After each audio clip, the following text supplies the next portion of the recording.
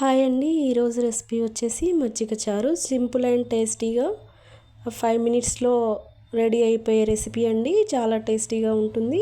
ఈ విధంగా ఒకసారి ట్రై చేసి చూడండి. దీనికోసం 1 బౌల్ తీసుకొని 1 కప్ వరకు పెరుగుని తీసుకున్నాను.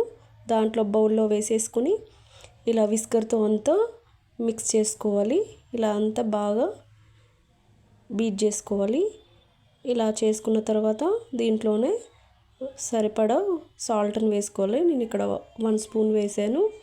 హాఫ్ గ్లాస్ వరకు వాటర్ని తీసుకొని ఇలా అంతా మిక్స్ చేసుకొని పక్కన పెట్టేయండి.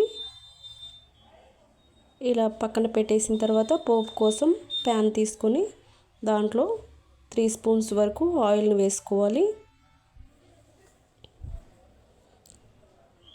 ఆయిల్ హీట్ అయిన తర్వాత పోపు గింజలు వేసుకోవాలి.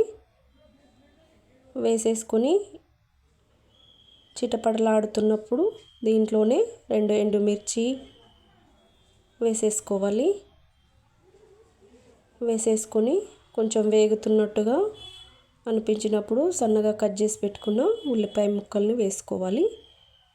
వేసేసుకొని ఇలా గరిటెతో ఒకసారి కలుపుకుంటూ 2 మినిట్స్ వరకు ఫ్రై అవ్వనివ్వండి. కలర్ చేంజ్ అయ్యేంత వరకు ఉంచకూడదు. దీంట్లోనే 2 పచ్చిమిర్చి ముక్కలు సన్నగా కట్ చేసి వేసుకున్నాను.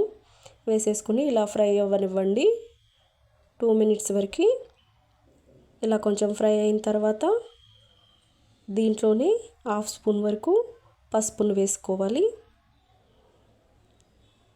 కొంచెం కరివేపాకు వేసేసుకొని కలుపుకొని 2 సెకండ్స్లో స్టవ్ ఆఫ్ చేసి మనం కలిపి పెట్టుకున్న మజ్జిగలో ఈ పోపును వేసుకోవాలి. వేసేసుకొని ఈ పోపునంతా వేసేసుకున్న తర్వాత దీంట్లోనే సన్నగా కట్ చేసి పెట్టుకున్న కొత్తిమీరను పైన వేసుకొని మరొకసారి గరిటెతో అంతా కలుపుకోవాలి. అంతేనండి, చాలా సింపుల్గా 5 మినిట్స్లో అయిపోతుంది రెసిపీ అనేది. మజ్జిగ చారు చాలా టేస్టీగా కూడా ఉంటుంది. ఒకసారి ఈ విధంగా ట్రై చేసి ఎలా వచ్చిందో కామెంట్ చేయండి. మరికొన్ని ఇలాంటి రెసిపీస్ కోసం ఛానల్ని సబ్స్క్రైబ్ చేసుకోండి.